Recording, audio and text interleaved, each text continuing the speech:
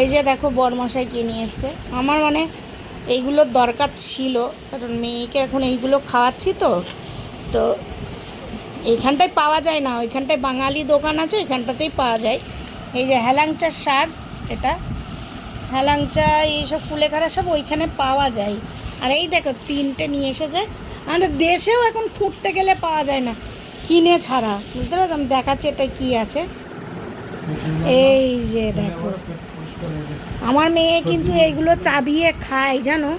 আর দেখো একদম ফ্রেশ, এইরকম করে তুলে মানে ধোয়াও লাগবে না। বুঝতে পেরেছো? খুব সুন্দর। দেখো থানকুনি পাতা তো ভালো করেছে খুব, কারণ এটা পেটের জন্য তো খুবই ভালো। পেটে এমনি থানকুনি পাতা খাওয়া খুব ভালো।